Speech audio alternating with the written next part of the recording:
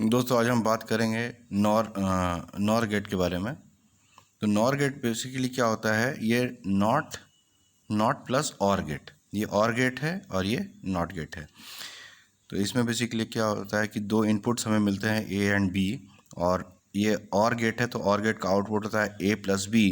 अगर उसके आगे एक नॉट गेट लगा दें तो उसका आउटपुट होता है ए प्लस बी होल बार।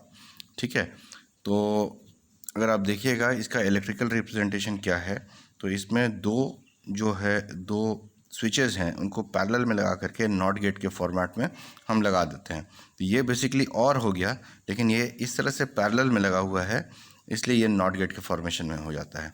ठीक है, अब देखिए क्या है कि हमारे पास में जो है दो इनपुट्स है ए एंड बी। अभी आप देखिए दोनों में से कोई भी एक इनपुट अगर ऑन कर देते हैं, मान लीजिए ए ऑन कर दिए, अभी क्या होगा कि सारा का सारा करंट यहाँ से फ्लो होकर के यहाँ से फ्लो होकर के इधर आ जाएगा। करंट इधर नहीं जाएगा, इस सर्कल में नहीं जाएगा, यानी कि बल्ब हमारा ग्लो नहीं करेगा। तो कहने का क्या मतलब है कि अगर दोनों के दोनों स्विचेस को अगर हम ऑन कर दें या दोनों में से एक स्विच को भी ऑन कर दें तो बल्ब ग्लो नहीं करेगा। यानी ऑन रहने के लिए क्या करना पड़ेगा, दोनों के दोनों स्विचेस को ऑफ रहना पड़ेगा। तो आप देखिए ट्रूथ टेबल से देखिए, जब दोनों के दोनों स्विचेस ऑफ रहते हैं तभी हमारा बल्ब ग्लो करेगा, यानी ऑन होगा। दोनों में से एक स्विच भी ऑन करते हैं तो ये ऑफ हो जाएगा, दोनों में से एक स्विच भी ऑन करते हैं तो भी ऑफ हो जाएगा, दोनों में से दोनों स्विच को ऑन करते हैं तो भी ये ऑफ ही रहेगा। ठीक है, तो होप आपको नॉर गेट समझ में आया होगा।